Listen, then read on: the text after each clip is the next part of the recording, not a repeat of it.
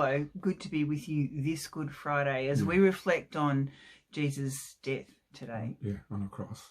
And very profound again, the central part of understanding how God, the one who created all things, is in this moment willingly dying on a cross, because we know that in Jesus all the fullness of God is seen.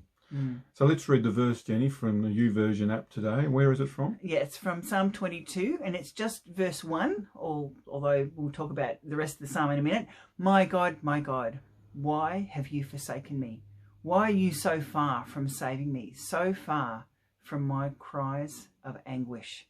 And really, this is a lament, poetry, that Jesus quoted on the cross from this particular Psalm 22. And what it helps us to understand is that in this moment, Jesus understood and felt and experienced something of the reality that's written in this psalm. He felt what it was like to feel distance from God, or maybe that God's not even there, that God doesn't care about me, that God doesn't understand. Jesus is in that space, which a lot of us at different times in our lives can get to. And maybe some of us are feeling right now in the midst of our isolation. Like God's not listening to us or hearing our cries for help. That's what it was like for Jesus. He was in that space. But did it mean God had left him? Well, what we understand and we'll celebrate in a couple of days is that Jesus is raised to life again. So God hadn't forgotten him, even though Jesus felt that at that moment. And in fact, the rest of the psalm, if you read Psalm 22, it actually goes on to talk about the victory of God. And it's really important for us to think about the idea, which some Jewish scholars suggest, is that when Jesus quotes the first verse, he's actually wanting to say, read the whole psalm. Like we would say, let's sing song, and we'll use the first line or the first few words of the whole song. Yeah, that's right. So when I say Amazing Grace, it's not just Amazing Grace, it's the song that we remember. And Jesus, I think, wants us to remember the whole thing. And verse 24 of this psalm ends up saying this: for he has not despised or scorned the suffering of the afflicted one. He has not hidden his face from him, but has listened to his cry for help.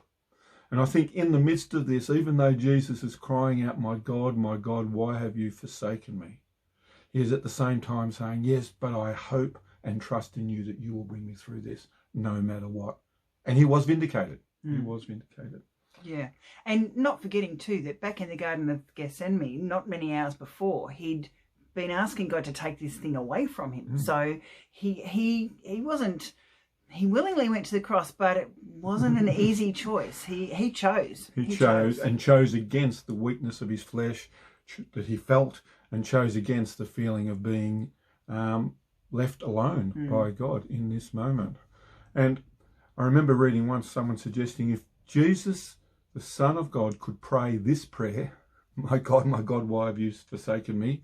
Then what prayers can't we pray? You know, in that moment when we're feeling lost and alone and saying, God, where are you? God is listening to those prayers, and actually he gets that prayer.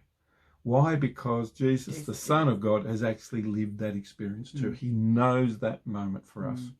And so today, as we reflect on Good Friday, it's good to remind ourselves that God became a human being.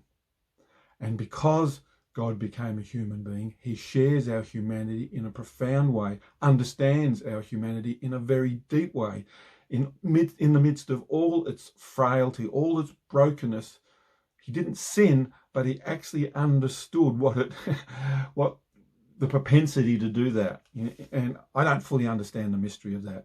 But what I do know is it gives me hope that even in my darkest moments, even in my most despairing moments, and I've had them, is God's promise is, through Jesus, that God is with me.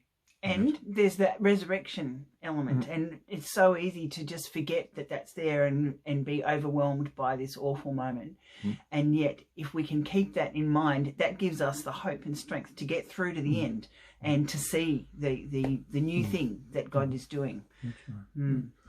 So, as we celebrate this Good Friday, let's stop and pause and say thank you to Jesus for what he experienced, what he went through on our behalf, so that we could be reconciled to the Father, and so that we could know that we have one, a big brother who's gone before us, who gets it and who understands us and who is with us in the midst of no matter what we face, particularly in lockdown in the middle of a coronavirus scare.